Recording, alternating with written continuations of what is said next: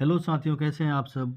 तो आशा करते हैं कि आप सभी अच्छे होंगे और मन लगा करके पढ़ाई कर रहे होंगे। ठीक है। तो साथियों, जो बिहार बोर्ड साइंस का जो क्वेश्चन है, मतलब बिहार बोर्ड में जो साइंस का एग्ज़ाम होने वाला है, उससे रिलेटेड जो मोस्ट वीवीआई क्वेश्चंस है उसका सीरीज़ लेकर के आए हैं। ठीक है। तो ये सीरीज़ जो है हमारा साइंस का 13वां सीरीज़ है। इसके बाद जो है आप लोगों के लिए मतलब जो पिछले वर्ष पूछे गए सवाल हैं साइंस के, वो सब क्वेश्चंस को लेकर के आएंगे। ठीक है। तो आप लोग बने रहिएगा वीडियो में और पूरा वीडियो को देखिएगा। और क्या है कि वीडियो के साथ साथ एक्स्ट्रा कुछ नॉलेज की बातें भी बताई जाती है, इसको आप लोग कॉपी कलम लेके अगर बैठिएगा तो उसको नोट भी करते जाइएगा। ठीक है साथियों। तो चलते हैं, आज का जो सेशन है इसका पहला प्रश्न देखते हैं क्या है। तो आज के सेशन का जो पहला प्रश्न है हमारा, क्या बोल रहा है पहला प्रश्न कि निम्न में से किस हाइड्रोकार्बन में 3 आबंध मतलब ट्रिपल बॉन्ड, ठीक है, होता है। किसमें ट्रिपल बॉन्ड है। देखिए ट्रिपल बॉन्ड आप जानते हैं ना कि ये जो है असंतृप्त हाइड्रोकार्बन में ट्रिपल बॉन्ड होता है। ठीक है। उसमें डबल बॉन्ड भी होता है और ट्रिपल बॉन्ड भी होता है। और जो संतृप्त हाइड्रोकार्बन होता है वो होता है आपका एल्केन वाला, और एल्केन वाला में क्या होता है, कार्बन कार्बन के बीच एकल सिंगल बॉन्ड होता है। और असंतृप्त हाइड्रोकार्बन में क्या होता है कि कार्बन कार्बन के बीच डबल बॉन्ड भी होता है और ट्रिपल बॉन्ड भी होता है। ठीक है। तो इस तरह से बना सकते हैं हम इसको, संरचना सूत्र अगर बना लीजिएगा तो ज़्यादा आसान हो जाता है। ठीक है। या सीधा सीधी बड़ी आसानी से देखिए, एल्कीन वाला जो भी होगा ना, एल्कीन समूह का जो भी आपका एल्केन समूह का होगा, एल्केन मतलब जिसका फॉर्मूला होता है ना CnH2n+2। ठीक है। एक होता है आपका एल्कीन, एक आपका क्या होता है एल्कीन, एक क्या होता है आपका एल्कीन, इसका फॉर्मूला क्या होता है CnH2n। ठीक है। और एक क्या होता है आपका एल्काइन, एक क्या होता है आपका एल्काइन होता है। ठीक है। एक क्या होता है एल्काइन, इसका फॉर्मूला क्या होता है, इसका फॉर्मूला होता है CnH2n-2, ये फॉर्मूला होता है इसका। अच्छा, इसके बाद देखिए, अब अगर सीधा सीधा ध्यान ये रखना है आपको कि कार्बन की संख्या से हाइड्रोजन की संख्या, ठीक है, दुगना से अगर अधिक है तो वो क्या आ जाएगा, एल्केन में आ जाएगा। अगर हाइड्रोजन की संख्या, ये जो हाइड्रोजन है हमारा, हाइड्रोजन की संख्या कार्बन का जस्ट दुगुना है तो ये आपका किस में आ जाएगा, एल्कीन में आ जाएगा। अगर हाइड्रोजन की संख्या कार्बन का दुगुना से 2 कम है, देखिए माइनस में है ना, 2 कम है तो आपका एल्काइन में आ जाएगा। तो यहाँ देख लीजिए, कार्बन की संख्या दुगुना से 2 अधिक, देखिए कार्बन कितना है यहाँ, कार्बन एक ठो है, इसका दुगुना 2 और उससे 2 अधिक तो एल्केन में आ जाएगा। ये क्या हो जाएगा हमारा, एल्केन हो जाएगा। इसको हम लोग मीथेन बोलते हैं, सबसे सरलतम हाइड्रोकार्बन ये गोबर गैस का मुख्य घटक है क्या। अच्छा, उसके बाद क्या है हमारा, जस्ट फिर यहाँ भी दुगना से 2 ज़्यादा है, देखिए दुगना से 2 ज़्यादा है ना, तो ये भी क्या हो जाएगा हमारा, मीथेन के बाद क्या होता है, एथेन हो जाएगा। और यहाँ पर क्या है, दुगुना से 2 कम है, देखिए दुगुना से क्या है, 2 कम है इस ऑप्शन में, देखिए दुगुना से 2 कम है, देखिए दुगुना से 2 कम, हाइड्रोजन की संख्या कार्बन की संख्या के दुगुना से 2 कम है तो आ जाएगा एल्काइन में, मतलब उसमें ट्रिपल बॉन्ड होगा। क्या होगा, ट्रिपल बॉन्ड होगा। क्या, कैसा बॉन्ड होगा, ट्रिपल बॉन्ड। तो इसका आंसर क्या हो जाएगा हमारा, इसका आंसर ट्रिपल बॉन्ड वाला क्या हो जाएगा, सी। देखिए सी कितना है, 3 है, इसका दुगुना 6 से 2 कम, मतलब कार्बन का दुगुना से 2 कम होगा तो वो क्या हो जाएगा भाई, वो हो जाएगा हमारा एल्काइन। और कार्बन का जस्ट दुगुना होगा तो वो क्या हो जाएगा, एल्कीन। और कार्बन का दुगुना से तो ज़्यादा हो जाएगा तो वो क्या हो जाएगा हमारा, एल्केन समूह वाला हो जाएगा। ठीक है। तो इसका आंसर क्या हो जाएगा, कौन सा हाइड्रोकार्बन में 3 आबंध है, तो जो गौ नंबर है आपका C3H4, ये जो है इसमें क्या है, ये प्रोपाइन है आपका। ठीक है। इसमें जो है ट्रिपल बॉन्ड है। ठीक है। ठीक, चलिए। अच्छा, कुछ ऑब्जेक्टिव है इसमें भी, ये भी देखते हैं, इसके बारे में जानते हैं। मेथेन है सबसे सरलतम हाइड्रोकार्बन है, जानते हैं आप, ये क्या है, सबसे सरलतम हाइड्रोकार्बन है। ठीक, सबसे सरलतम हाइड्रोकार्बन है ये वाला, क्या। अच्छा, उसके बाद हाइड्रोकार्बन, सबसे सरलतम हाइड्रोकार्बन है ये। अच्छा, उसके अलावा क्या होता है, उसके अलावा यही जो है ना आपका मेथेन, ये जो गोबर गैस का मुख्य घटक है, मेथेन जो है क्या है, गोबर गैस या बायोगैस जो कहिए आप, गोबर गैस, बायोगैस, गोबर गैस का मुख्य घटक है ये, गैस का मुख्य घटक है। ठीक है। मुख्य घटक अगर आपको बोल देगा गोबर गैस का मुख्य घटक, तो ये याद रखिएगा, गोबर गैस का मुख्य घटक या बायोगैस का, जैव गैस का मुख्य घटक है ये। ठीक है। मीथेन आपका, ये जो मीथेन है ना, ये जो मेथेन है आपका, थोड़ा थोड़ा एक्स्ट्रा बात को भी लिख लेने से क्या फ़ायदा होगा कि अगर मेथेन के बारे में आ गया कुछ एक्स्ट्रा बात भी तो उसको आप लोग आसानी से हल कर लेंगे एग्जाम में, ठीक है। तो इन सब बातों को ना कॉपी कलम लेके बैठिए और को अपने कॉपी कलम में नोट करते जाइए। मेथेन लिख दीजिए और इसका क्या है पहला क्वेश्चन कि सबसे सरलतम हाइड्रोकार्बन क्या है भाई, तो मेथेन है। गोबर गैस का मुख्य घटक क्या है, तो भी क्या है हमारा, मेथेन है। अच्छा, उसके बाद ये भी याद रखिए जितना भी कीचड़ उचड़ होता है, गाय का गोबर होता है, भैंस का गोबर होता है, धान का जो जड़ होता है उसमें मीथेन गैस पाया जाता है, ठीक है। अच्छा, गोबर में सबसे ज़्यादा मीथेन गैस पाया जाता है, किसमें, गोबर में, इसलिए गोबर गैस का इसको मुख्य घटक कहते हैं। गोबर में 75% पाया जाता है, कितना परसेंट, 75% पाया जाता है मीथेन गैस। और जो गाय बैल ये सब जो भैंस वगैरह है वो जो जुगाली करता है मुंह से उसका सफ़ेद सफ़ेद झाग निकलता है ना, तो उस समय जो है ना मीथेन गैस ही निकलता है उसका मुंह से, ठीक है। चलिए, अच्छा उसके बाद देखिए एक और है, ये जो है C4H10 है, ये क्या है हमारा, ये है हमारा C4H10। C4 क्या है, H10 है। ये LPG का मुख्य घटक है, LPG का मुख्य घटक है, ये भी याद रखिएगा आप लोग। LPG का मुख्य घटक क्या है, LPG मतलब लिक्विफाइड पेट्रोलियम गैस, इसका फुल फॉर्म क्या होता है, लिक्विफाइड पेट्रोलियम गैस। इसका मुख्य घटक क्या है हमारा, ब्यूटेन है। इसको क्या पढ़ते हैं हम लोग, ब्यूटेन पढ़ते हैं, ठीक है, याद रखिएगा। अच्छा चलिए आगे बढ़ते हैं। इसी तरह से हर क्वेश्चन को हम लोग लेके चलेंगे। देखिए एक क्वेश्चन में 3 4 5 7 जितना भी क्वेश्चन बन पाए उसको लेकर के चलेंगे हम लोग, जो फायदा होगा एग्जाम में, ठीक है। आते चलिए अगला क्वेश्चन को देखते हैं। क्या है अगला प्रश्न हमारा, अगला प्रश्न है विद्युत धारा उत्पन्न करने वाली युक्ति को क्या कहते हैं। मतलब विद्युत धारा पैदा करने वाली, ठीक है, विद्युत धारा उत्पन्न करने वाली युक्ति को क्या कहते हैं। मतलब ऐसा यंत्र या ऐसा उपकरण जिसमें से विद्युत बिजली पैदा होता है, क्या कहते हैं। मोटर से बिजली पैदा होता है क्या, नहीं होता है, ठीक है। मोटर से बिजली पैदा होता नहीं होता, किससे होता है बिजली पैदा, विद्युत जनित्र, जिसको जनरेटर बोलते हैं। क्या बोलते हैं हम लोग, जनरेटर, ठीक है। हम लोग जनरेटर बोल लेते हैं लेकिन विद्युत जनित्र इसका हिंदी में प्योर हिंदी होता है विद्युत जनित्र। ये क्या करता है, ये जो है ना बिजली पैदा करता है। मान लीजिए कभी कभी लाइट वूट अगर कट जाता है तो जनरेटर चलाते हैं ना, तो जनरेटर से क्या होता है, बिजली का उत्पादन होता है। तो यहाँ पर एक बात और पूछता है, ठीक है, तो इसका आंसर क्या हो गया, इसका आंसर हुआ बी आपका। ये ध्यान रखिएगा आप लोग, विद्युत पैदा करने वाला, विद्युत धारा उत्पन्न करने वाला जो युक्ति है उसको कहते हैं जनरेटर, ठीक है, विद्युत जनित्र कहते हैं। देखिए उसके बाद एक ये जो है ना विद्युत जनित्र और विद्युत मोटर भी ऑप्शन में है। ये जो क्या करता है ना, ऊर्जा का रूपांतरण करता है। हम लोग पढ़े होंगे कि ऊर्जा का मतलब ना तो नाश होता है और ना ही ऊर्जा को हम लोग दोबारा उत्पन्न कर सकते हैं। मतलब ऊर्जा क्या होता है कि एक रूप से दूसरे रूप में बदला जा सकता है, बस मतलब ऊर्जा के रूप में सिर्फ परिवर्तन होता है, ठीक है। तो ये मोटर और विद्युत जनित्र जो है ना ऊर्जा को किस ऊर्जा को किस रूप में बदलता है, इससे भी क्वेश्चन बनते हैं, ठीक है।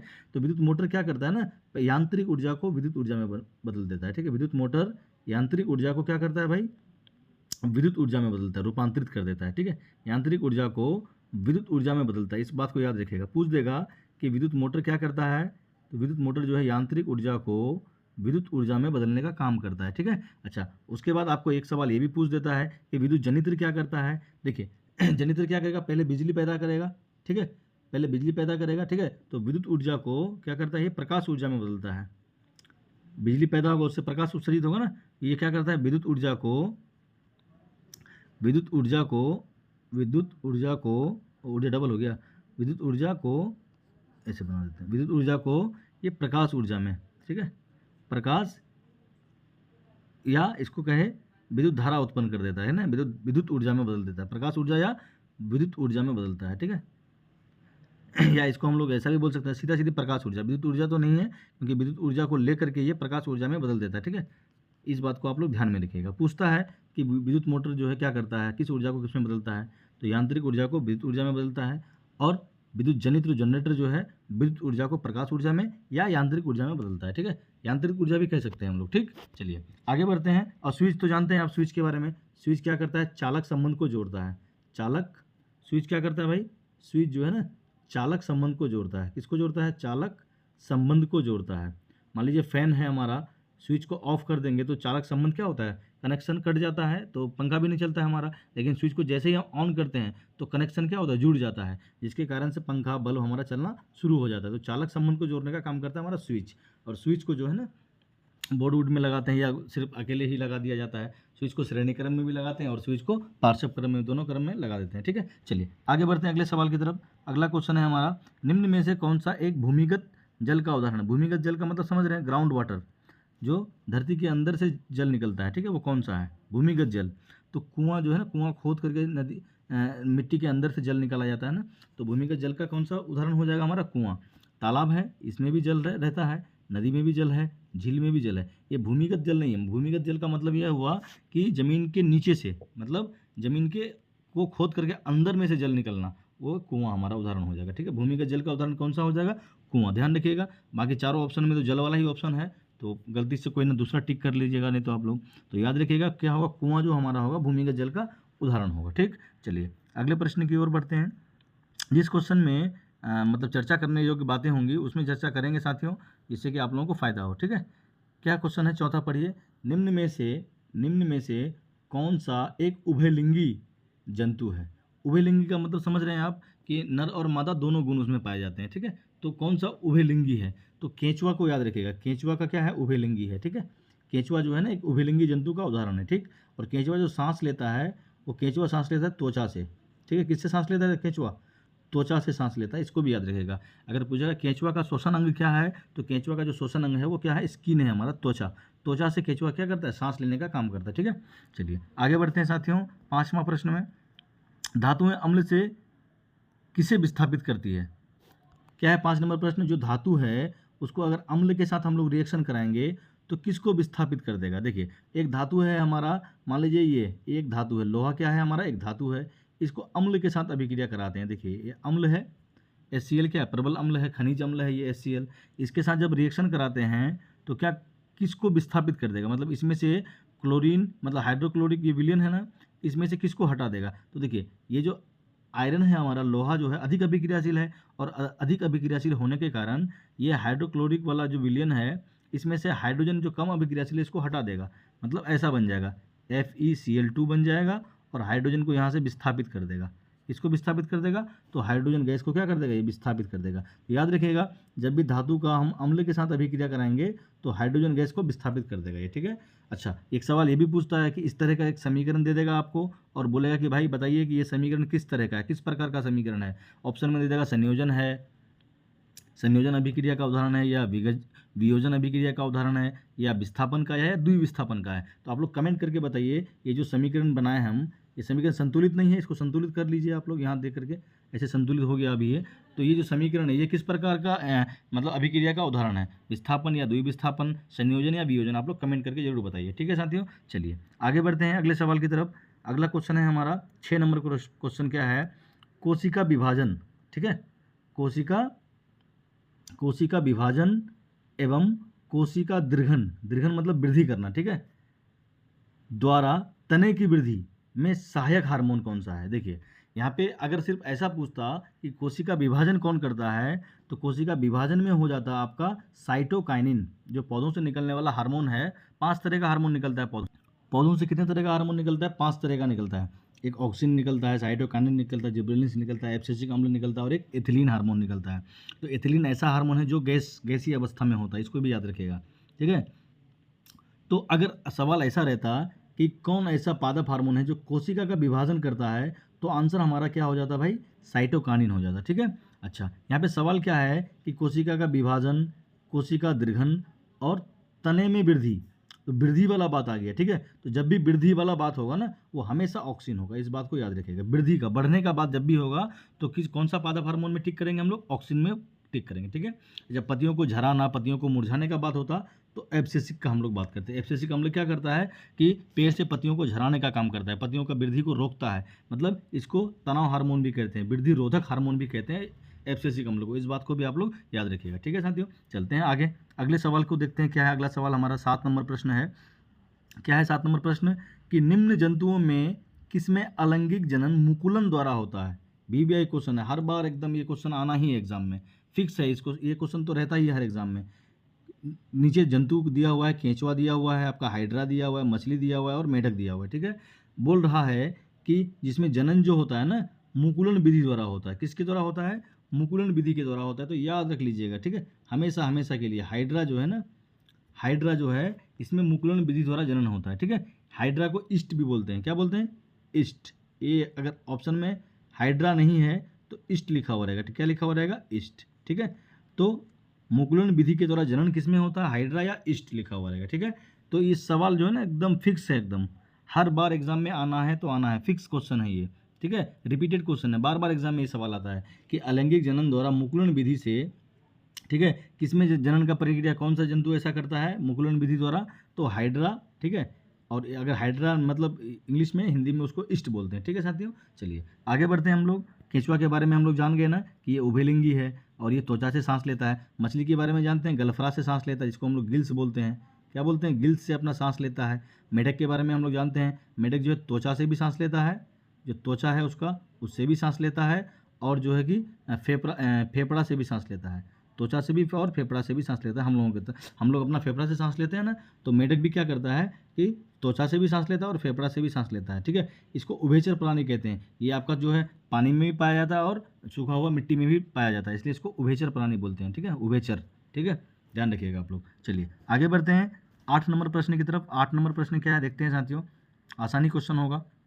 8 नंबर प्रश्न है हमारा, रक्त का लाल रंग, जो ब्लड है हमारा, उसमें जो लाल रंग होता है किस प्रोटीन की उपस्थिति के कारण होता है? ठीक है, मतलब ब्लड का जो रंग लाल है, किसके कारण ब्लड का रंग लाल होता है? लाल किसके कारण होता है? तो देखिए, हीमोग्लोबिन के कारण होता है। अगर हीमोग्लोबिन ऑप्शन में नहीं रहता तो आपका आयरन रहता। ठीक है, हीमोग्लोबिन अगर नहीं रहता तो आयरन रहता है। इसको भी ठीक करते हैं हम लोग तो ठीक हो जाता है। ठीक है, हीमोग्लोबिन या आयरन की कमी से जो हमको होता है एनीमिया नामक रोग होता है। इस बात को भी याद रखिएगा आप लोग। ठीक है, और ये जो हीमोग्लोबिन है ना, मेन काम क्या है हीमोग्लोबिन का? ये जो हीमोग्लोबिन है इसका मेन काम है O2 और CO2 का वहन करना, का परिवहन करने का काम करता है, मतलब गैसों का परिवहन करता है। अगर आपको पूछ दे कि लाल रक्त कोशिका जो है, लाल रक्त कणिका जो है, मतलब आरबीसी का काम क्या है, तो आरबीसी का काम सीधा सीधी आप याद रखिएगा कि वो ऑक्सीजन गैस और कार्बन डाइऑक्साइड गैस का परिवहन करने का काम करता है, मतलब गैसों का परिवहन करता है। ये बात याद रखिएगा। लाल रक्त नहीं करता है, क्यों मतलब आरबीसी नहीं करता है। आरबीसी में पाया जाता है एक प्रकार का प्रोटीन जिसको बोलते हैं हीमोग्लोबिन, जिसके कारण से हमारे ब्लड का रंग कैसा होता है? लाल लगता है। ठीक है, और ये जो हीमोग्लोबिन है ना, यही क्या करता है? गैसों का आदान प्रदान करता है। ठीक है, शरीर के विभिन्न अंगों से कार्बन डाइऑक्साइड वाला खून लेकर के आता है हमारा हृदय में, फिर वहाँ से शुद्धिकरण होकर के वहाँ से जाता है फेफड़ा, फेफड़ा से फिर हम नाक से अपना कार्बन डाइऑक्साइड को बाहर छोड़ देते हैं, और जो ऑक्सीजन वाला खून होता है उसको शरीर के विभिन्न अंगों में ले जाने का काम इसी का है, हीमोग्लोबिन का। ठीक है, याद रखिएगा। और हीमोग्लोबिन की कमी से हमको क्या होता है? एनीमिया होता है। ठीक है, रक्त अल्पता जिसको बोलते हैं हम लोग, या हीमोग्लोबिन ऑप्शन में रहेगा वो भी ठीक होगा, या नहीं तो आपका क्या बोलते हैं, आयरन की कमी से होता है ना रक्त अल्पता, इसको एनीमिया नामक रोग बोलते हैं। ठीक है, ध्यान रखिएगा। चलिए आगे बढ़ते हैं अगला क्वेश्चन में। 9 नंबर प्रश्न हमारा क्या है कि ये रिपीटेड क्वेश्चन है, हर बार एग्जाम में ना ये क्वेश्चन मतलब आते रहते हैं। ठीक है, मानव में इंसुलिन नामक हार्मोन की कमी से कौन सा रोग उत्पन्न होता है? देखिए, इंसुलिन नामक हार्मोन आपको पहले के वीडियो में भी हम बताए हैं, जो अग्नाशय हमारा है ना, अग्नाशय, इसको बोलते हैं मिश्रित ग्रंथि। क्या बोलते हैं?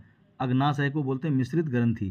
क्यों बोलते हैं इसको मिश्रित ग्रंथि? क्योंकि इसमें से जो है ना हार्मोन भी निकलता है, और इसमें से जो है आपका पाचक रस भी निकलता है। जो कुछ हम लोग खाते हैं कार्बोहाइड्रेट, प्रोटीन, वसा, इसको पचाने का काम करने वाला एंजाइम भी निकलता है, मतलब पाचक रस कहिए या एंजाइम भी निकलता है। ठीक है, मतलब इससे हार्मोन भी निकलता है और पाचक रस भी निकलता है, इसलिए अग्नाशय को क्या बोलते हैं हम लोग? मिश्रित ग्रंथि के नाम से जानते हैं। ठीक है, अच्छा अब देखिए हार्मोन में क्या होता है ना, ये 2 प्रकार का हार्मोन निकलता है। एक तो निकलता है इंसुलिन हार्मोन, ठीक है, और एक निकलता है ग्लूकागोन हार्मोन। आप लोग लिख लीजिए, मतलब अग्नाशय से 2 तरह का हार्मोन निकलता है, एक इंसुलिन हार्मोन निकलता है और एक ग्लूकागोन हार्मोन निकलता है। ठीक है, तो इंसुलिन हार्मोन क्या करता है कि हमारे शरीर में जो रक्त है ना, उस रक्त में शुगर लेवल को कंट्रोल करता है, घटाने का काम करता है, मतलब रक्त में शर्करा स्तर को क्या करता है? कम करने का काम करता है ये इंसुलिन। ठीक है, अच्छा वहीं ग्लूकागोन क्या करता है कि हमारे रक्त में शर्करा स्तर को बढ़ाने का काम करता है। ठीक है, क्या करने का काम करता है? बढ़ाने का काम करता है। ठीक है, तो बोल क्या रहा है इस सवाल में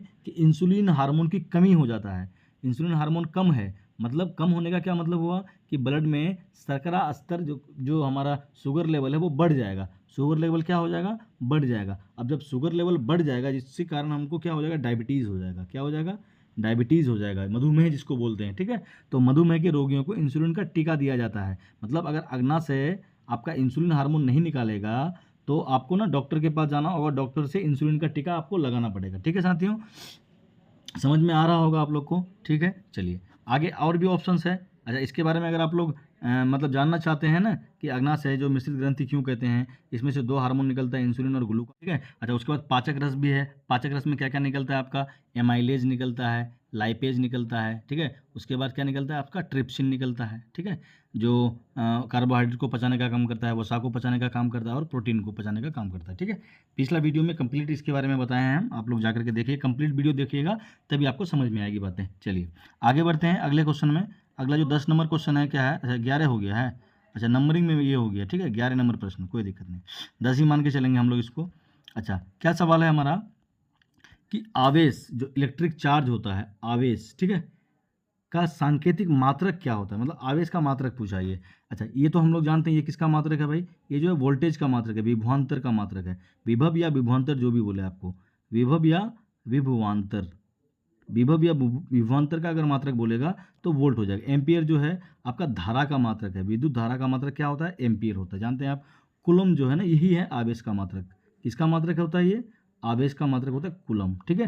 अच्छा ओम तो जानते हैं आप प्रतिरोध का मात्रक है, सीधा सिंपल सा है, प्रतिरोध का मात्रक क्या होता है, ओम होता है, ठीक है। अच्छा वहीं पर अगर प्रतिरोधक रह जाता, प्रतिरोधक, प्रतिरोध ना रह के प्रतिरोधक, ठीक है, प्रतिरोधक या प्रतिरोधकता, तब उसका मात्रक क्या हो जाता भाई, ओम मीटर हो जाता, इस तरह से लिखते हैं ना, ओम मीटर, ठीक है। इस बात को भी आप लोग याद रखिएगा। चलिए ठीक है साथियों, समझ में आया होगा आपको कि आवेश का मात्रक क्या होता है, तो आवेश का मात्रक होता है कूलम, ठीक है। चलिए आगे आगे बढ़ते हैं हम लोग, क्वेश्चन नंबर एक्चुअल में तो 10 होगा हमारा, लेकिन चलिए 12 है तो 12 ही मान के चलते हैं इसमें। चलिए क्या है सवाल कि सामान्य सूत्र CnH2n किस वर्ग का प्रतिनिधित्व करता है। आपको हम क्या बोले थे कि 3 तरह का होता है हाइड्रोकार्बन जो है ना, मुख्य रूप से 2 भाग में बांटे हैं, एक होता है आपका, एक क्या होता है आपका, एक होता है आपका संतृप्त, एक होता है असंतृप्त। ठीक है, जो हाइड्रोकार्बन है ना, जो हाइड्रोकार्बन है इसको 2 भाग में बांटते हैं, 2 तरह का होता है। ये जो हाइड्रोकार्बन है कितने तरह का होता है, 2 तरह का होता है, एक होता है आपका संतृप्त और एक होता है आपका असंतृप्त। एक होता है आपका संतृप्त सेचुरेटेड, ठीक है, सेचुरेटेड हाइड्रोकार्बन, संतृप्त जिसको हम लोग बोलते हैं एल्केन, इसको हम लोग क्या बोलते हैं, एल्केन बोलते हैं, ठीक है। अच्छा उसके बाद एक होता है आपका असंतृप्त, क्या होता है, असंतृप्त, असंतृप्त जिसको क्या बोला जाता है भाई, इसको बोला जाता है एल्कीन और एल्काइन। एल्कीन और क्या बोलते हैं इसको, एल्कीन और एल्काइन कहते हैं, एल्कीन और क्या बोलते हैं, एल्काइन बोलते हैं, एल्कीन और क्या बोलते हैं, एल्काइन, एल्काइन, एल्कीन और क्या बोलते हैं, एल्का, ये नहीं है, ठीक है, दीर्घ ही नहीं है यहाँ, ठीक है, एल्काइन, एल्कीन और क्या बोलते हैं इसको, एल्काइन बोलते हैं, ठीक है। तो इसका फॉर्मूला जानते हैं आप लोग, इसका फॉर्मूला होता है CnH2n, जैसे कि पहला ही वीडियो मतलब पहले ही क्वेश्चन में हम लोग चर्चा किए थे, CnH2n + 2 होता है इसका, और इसका सिर्फ क्या होता है CnH2n, ठीक है, और इसका क्या होता है CnH2n - 2, इसका CnH2n - 2 होता है, ठीक है।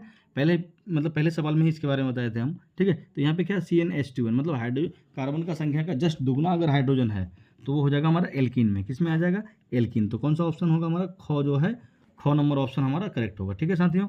चलिए अगला सवाल में देखते हैं हम लोग क्या है अगला सवाल। अगला क्वेश्चन है हमारा 13 नंबर प्रश्न, हड्डियों का मुख्य तत्व कौन सा है, मतलब किस तत्व की कमी से हमारा जो हड्डी है ना कमजोर होना शुरू हो जाता है, तो मतलब हड्डियों का मुख्य तत्व बोलते हैं, ठीक है। तो कैल्शियम जो है ना, कैल्शियम जो है हड्डियों के लिए काफ़ी महत्वपूर्ण तत्व है। कैल्शियम की कमी हो जाएगी ना तो हड्डियाँ हमारा क्या हो जाएगा, कमज़ोर होना शुरू हो जाएगा। 30 साल के बाद वैसे भी जो होता है शरीर में कैल्शियम जो बनने का मात्रा है वो कम हो जाता है और धीरे धीरे हमारी हड्डियाँ क्या हो जाती है, कमज़ोर हो जाती है। तो हड्डियों का जो मुख्य तत्व है वो कैल्शियम है, क्या है, कैल्शियम, याद रखिएगा आप लोग, ठीक है। चलिए आगे बढ़ते हैं, अगला क्वेश्चन को देखते हैं साथी। अगला क्वेश्चन जो हमारा है 15 नंबर प्रश्न, जो 15 क्या है कि ऊर्जा का सबसे प्राथमिक स्रोत क्या है, ऊर्जा का सबसे पहला स्रोत, प्राथमिक मतलब सबसे मुख्य स्रोत क्या है, तो जो सूरज है सबसे मुख्य स्रोत, अगर सूरज ही ना रहे ना तो ये सब जो है पेड़ पौधा नदी तालाब सब खत्म हो जाएगा, कुछ रहेगा ही नहीं, ठीक है। पेड़ पौधा मतलब जो ऊर्जा का प्रवाह होता है ना एक दिशा में होता है, जैसे सूरज नहीं रहेगा तो पेड़ पौधे प्रकाश संश्लेषण नहीं कर पाएंगे, और प्रकाश संश्लेषण नहीं करेंगे तो हम लोगों को भोजन मिल पाएगा, ऑक्सीजन मिल पाएगा, नहीं मिल पाएगा। तो ऊर्जा का मुख्य स्रोत जो है, प्राथमिक स्रोत जो है सूरज है हमारा, ठीक है, क्या है, सूरज। और सूरज क्या है कि गैसों का मिश्रण होता है, इसमें हीलियम और हाइड्रोजन गैस पाया जाता है, ठीक है। चलिए आगे 16 नंबर प्रश्न को देखते हैं, प्रतिरोध किस पर निर्भर करता है। देखिए प्रतिरोध जो है ना बहुत सब कारकों पर निर्भर करता है, एक तो तार की लंबाई पर भी करता है, क्षेत्रफल भी करता है, और तार जो है किस प्रकृति का बना है उस पर भी करता है, ठीक है। केवल केवल वाला ऑप्शन तो होगा नहीं, केवल सिर्फ लंबाई पर, सिर्फ तापमान पर ना, तो कौन सा ऑप्शन करेक्ट हो जाएगा हमारा, ऑप्शन नंबर क ही जो है यही हमारा करेक्ट आंसर होगा। प्रतिरोध जो है ना तार की लंबाई पर भी और क्षेत्रफल पर भी और पदार्थ की प्रकृति पर भी और तापमान पर भी, इन सब बातों पर निर्भर करता है प्रतिरोध हमारा। और प्रतिरोध का मात्रा जानते हैं ओम होता है, क्या होता है, ओम होता है। और ये जो क्या होता है प्रतिरोध जो होता है लंबाई के समानुपाती होता है और क्षेत्रफल के क्या होता है भाई, व्युत्क्रमानुपाती होता है, ठीक है। इस बात को भी याद रखिएगा, क्षेत्रफल की क्या होता है व्युत्क्रमानुपाती, मतलब जैसे जैसे लंबाई को बढ़ाएंगे प्रतिरोध भी क्या होगा, बढ़ेगा, अच्छा, जैसे जैसे लंबाई को हम लोग घटाएंगे प्रतिरोध भी क्या होगा हमारा घटेगा, और वहीं पे क्षेत्रफल को बढ़ाएंगे अगर तो प्रतिरोध क्या होगा घटेगा, उल्टा होता है। ठीक है, अगर क्षेत्रफल को हम लोग घटाएंगे तो प्रतिरोध क्या होगा हमारा बढ़ेगा। इस बात को भी आप लोग याद रखिएगा। ठीक है, तो आशा करते हैं आप लोग समझ रहे होंगे। आपके लिए एक सवाल देते हैं यहाँ पे, एक ये तार है और एक ये तार है, बताइए कि विद्युत धारा किस में से ज़्यादा मात्रा में जाएगा। ठीक है, एक तार ये है और एक तार ये है, ये मान लीजिए 1 मीटर का तार है और ये आपका 2 मीटर का तार है। ठीक है, लंबा है। देखिए जो कम लंबा है ना तो उसका प्रतिरोध भी क्या होगा कम होगा, जितना ज़्यादा लंबा होगा प्रतिरोध उतना ज़्यादा, मतलब इस तार का प्रतिरोध होगा ज़्यादा, प्रतिरोध क्या होगा ज़्यादा, तो इसमें से होकर के जो धारा बहेगी ना वो बहेगी कम। याद रखिएगा, इसमें छोटा तार है तो इसका प्रतिरोध होगा कम, प्रतिरोध क्या होगा कम, जब प्रतिरोध होगा कम तो जो इसमें से बहेगी धारा वो होगा अधिक, मतलब प्रतिरोध कम तो धारा अधिक, मतलब तार जितना ज़्यादा छोटा होगा उसमें प्रतिरोध उतना कम होगा, जितना ज़्यादा लंबा होगा प्रतिरोध उतना ज़्यादा होगा, तो जितना ज़्यादा प्रतिरोध होगा उतना कम विद्युत धारा जाएगा। इस बात को याद रखिएगा। ठीक है, अच्छा एक और है कि आपको 2 तार दे देते हैं, एक तार ये पतला वाला और एक तार ये मोटा वाला, बताइए आप, एक ये तार है एक मोटा वाला तार है, ये बताइए किसमें से विद्युत धारा जो है, या सीधा पहले ये बताइए कि किसका प्रतिरोध कम होगा।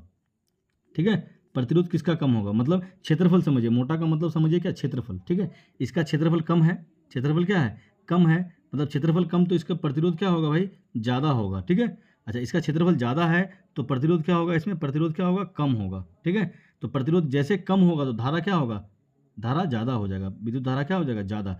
यहाँ पे प्रतिरोध ज़्यादा है तो विद्युत धारा क्या हो जाएगा, इसमें से जो विद्युत धारा बहेगी वो कम। ठीक है, इस बात को याद रखिएगा, मतलब जितना ज़्यादा मोटा उतना खोखला वो आदमी इतना कमज़ोर होता है, मतलब उसमें से उतना कम विद्युत धारा जाएगा, और जितना तार पतला होगा उसमें से उतना अधिक विद्युत धारा जाएगा। इस बात को भी आप लोग दिमाग में रखिएगा। ठीक है, चलिए आगे बढ़ते हैं। अगला 17 नंबर प्रश्न में, स्पेक्ट्रम में किस रंग की किरण का झुकाव सर्वाधिक होता है। आप देखे होंगे सूर्य का स्पेक्ट्रम सबसे पहले प्राप्त किया था सर आइजैक न्यूटन, किसने, जिसने बल का खोज किया था, न्यूटन। ठीक है, बल का मात्रक भी है न्यूटन ना। तो सबसे पहले जो है ना स्पेक्ट्रम सूर्य से आने वाली प्रकाश किरणों को जब एक प्रिज्म से गुजारा ना तो उन्होंने क्या देखा कि एक जो श्वेत रंग का प्रकाश है वो 7 रंगों में विभक्त हो रहा है। कितना रंगों में, इस तरह से 7 रंगों में विभक्त हो रहा है। कितना रंग में भाई, 7 रंगों में विभक्त हो रहा था। ठीक है, तो सबसे ज़्यादा कौन सा किरण झुकता है, यहाँ ये बोल रहा है सबसे ज़्यादा जो है बैगनी रंग झुकता है। कौन सा रंग झुकता है, सबसे ज़्यादा जो विचलन होता है बैगनी रंग का होता है, और विचलन ज़्यादा होगा तो इसका जो ये बोलते हैं तरंग दैर्घ्य कम होगा, और तरंग अगर झुकाव कम होगा तो तरंग दैर्घ्य अधिक होगा। तो लाल रंग जो है ना आपका सबसे ऊपर में रेड और सबसे नीचे में बैगनी, ठीक है वायलेट जिसको बोलते हैं, तो इसका जो है झुकाव कम, झुकाव क्या है इसका, झुकाव कम है, झुकाव कम है तो इसका तरंग दैर्घ्य अधिक होगा। इसको भी याद रखिएगा, तरंग दैर्घ्य अधिक होगा। अब तरंग दैर्घ्य अधिक होने का सेंस क्या है कि तरंग दैर्घ्य अगर अधिक होगा ना तो इसीलिए इसका इस्तेमाल जो है ना लाल रंग का इस्तेमाल रेलवे ट्रैक में सिग्नल के रूप में करते हैं लाल रंग का। ठीक है, समझ रहे होंगे। चलिए आगे बढ़ते हैं साथी। अगला 18 नंबर प्रश्न में 4D क्षमता वाले अवतल लेंस, अवतल लेंस आपको पिछले की वीडियो में बताया है। अवतल लेंस जो होगा ना भाई इसका जो क्या बोलते हैं फोकस दूरी या कहिए या वक्रता त्रिज्या, फोकस दूरी कहिए या आप उसको कहिए वक्रता त्रिज्या, फोकस दूरी और वक्रता त्रिज्या मतलब दोनों एक प्लस होगा तो दूसरा भी प्लस होगा ही, मतलब ये प्लस होता है, ये क्या होता है प्लस अवतल लेंस में। ठीक है, वहीं पे दर्पण अगर होता तो ये सब माइनस हो जाता है, याद रखिएगा दर्पण में अवतल दर्पण में ये सब माइनस हो जाएगा, ये दोनों क्या हो जाएगा माइनस हो जाएगा, और लेंस है तो क्या हो जाएगा भाई प्लस हो जाएगा। तो 4D क्षमता वाले अवतल लेंस की फोकस दूरी तो आप जानते हैं ना P बराबर क्या फॉर्मूला होता है 1/f होता है, P बराबर क्या होता है 1/f होता है। ठीक है, तो P बराबर P कितना है 1/f ये होता है भाई कितना बार P बराबर कितना होता है 1/f होता है। ठीक है, अच्छा P कितना दिया हुआ है हमको, P दिया हुआ है 4 डायोप्टर, ठीक बराबर 1/f। अब इसको चेंज कर लीजिए आप, f इधर ले लीजिए तो 4 किस में चला जाएगा भाग में चले जाएगा ना, मतलब f बराबर क्या हो जाएगा आपका 1/4 हो जाएगा। ठीक है, अब उसको सेंटीमीटर में बना दीजिएगा तो 100 से गुना कर दीजिए, आप काट दीजिए भाई तो आ जाएगा 25 सेंटीमीटर। कितना आ जाएगा, वो भी प्लस में आएगा, 25 सेंटीमीटर क्या होगा प्लस में आएगा। ठीक है साथियों, देखिए अवतल लेंस है ध्यान रखिएगा प्लस होगा। ठीक, तो कौन सा ऑप्शन होगा, ऑप्शन ए जो होगा हमारा करेक्ट होगा। चलिए आगे बढ़ते हैं। P बराबर 1/f याद रखिएगा लेंस की क्षमता का मात्रक होता है, और लेंस की क्षमता से आप समझते हैं क्या होता है, लेंस की क्षमता का मतलब होता है कि कोई लेंस प्रकाश की किरणों को कितना अधिक मात्रा में मोड़ पाता है, उसको ही कहते हैं हम लोग लेंस की क्षमता। ठीक है, याद रखिएगा। चलिए आगे बढ़ते हैं। अगला क्वेश्चन है 19 नंबर, खाद्य पदार्थों में डिब्बों पर, जो खाद्य पदार्थ का डिब्बा होता है ना खाद्य पदार्थ मतलब खाने वाला जो भी पदार्थ है, जैसे मिठाई उठाई भी डब्बा में पैक होता है ना, टीन का डब्बा में, ठीक है। डिब्बों पर किस धातु का लेप किया जाता है और क्यों किया जाता है, ठीक है। किस धातु का लेप किया जाता है? जिंक, जिंक का लेप चढ़ाते हैं क्योंकि ये सस्ता होता है। अच्छा, ये क्या है? जिंक का लेप चढ़ाते हैं क्योंकि ये सस्ता होता है। जिंक का चढ़ाते हैं क्योंकि ये क्या होता है? कठोर होता है। टीन का चढ़ाते हैं क्योंकि ये कम अभिक्रियाशील है। तांबा क्योंकि ये विद्युत का सुचालक है। बताइए, विद्युत का सुचालक वाला में मिठाई उठाई रखेंगे हम लोग, तो क्या होगा? टीन के बजाय, मतलब जिंक के बजाय टीन का पड़ा चढ़ाते हैं, ठीक है। जिंक का नहीं ना चढ़ा करके किसका चढ़ाते हैं? टीन का चढ़ाते हैं, क्योंकि ये कम अभिक्रियाशील है। अगर ज़्यादा अभिक्रियाशील वाला लगाएंगे ना हम लोग, जैसे मिठाई का डब्बा में है, टीन का डब्बा में कोई भी खाने वाला सामान अगर रखेंगे, वो ज़्यादा अभिक्रियाशील होगा ना, तो जो खाने वाला सामान है उसके साथ रिएक्शन करके उस खाने वाले सामान को ना जहरीला बना देगा, ख़राब कर देगा, ठीक है। तो इसलिए टीन का चढ़ाते हैं। किसका डब्बा में सामान रखते हैं खाने वाला? टीन का डब्बा में रखते हैं, ठीक है। क्यों रखते हैं? क्योंकि ये कम अभिक्रियाशील होता है, इसलिए रखते हैं, ठीक है। समझ रहे होंगे। ये सवाल इस तरह से भी हो सकता है कि खाद्य पदार्थों के डिब्बों पर जिंक की बजाय टीन का लेप चढ़ाते हैं, क्यों? क्योंकि टीन जो है कम अभिक्रियाशील होता है, बस इसलिए। ये जो TRE 1 में सवाल पूछा गया था, BPSC TRE 1 के एग्जाम में ये क्वेश्चन एकदम आया हुआ था, ठीक है। चलिए आगे बढ़ते हैं साथियों। अगला क्वेश्चन को देखते हैं 20 नंबर, कि खाना बनाते समय, जब खाना बनाते हैं ना, खाना बनाते समय यदि बर्तन की तली बाहर से काली हो रही हो तो इसका क्या मतलब है? मतलब हम लोग खाना बना रहे हैं और जो बर्तन का तल्ली ठो है वो बाहर से क्या हो रहा है? काला हो रहा है। कैसा हो रहा है? काला। देखिए बाहर से क्या हो रही है? काली हो रही है। तो इसका क्या मतलब होगा? इसका यही मतलब होगा धुआं ज़्यादा होगा। क्या होगा? धुआं ज़्यादा होगा, मतलब ईंधन का दहन अपूर्ण हो रहा है, मतलब ईंधन जो जला रहे हैं हम लोग वो सही से जल नहीं पा रहा है, और सही से नहीं जल पाएगा तो धुआं ज़्यादा होगा, और ज़्यादा धुआं होगा तो जो भी बर्तन में हम लोग खाना वाना बनाते हैं वो उसका तल्ली ठो कैसा हो जाएगा? काला हो जाएगा, ठीक है साथियों। आशा करते हैं कि आप लोग यहाँ तक अगर पहुँचे होंगे और आप लोगों को वीडियो अच्छा लगा होगा, तो अपने साथियों के साथ भी शेयर कीजिएगा। इसी तरह का वीडियो लेकर के आएंगे। और 1 तारीख से जो है आपका जो PYQ, मतलब पिछले वर्षों में जो मैट्रिक का एग्ज़ाम में साइंस का ऑब्जेक्टिव क्वेश्चन पूछे गए थे, उसका सेट लेकर के आएंगे आप लोगों के सामने। मैथ का भी 1 तारीख से आना शुरू होगा और साइंस का भी आना शुरू हो जाएगा, ठीक है साथियों। धन्यवाद आप सभी का।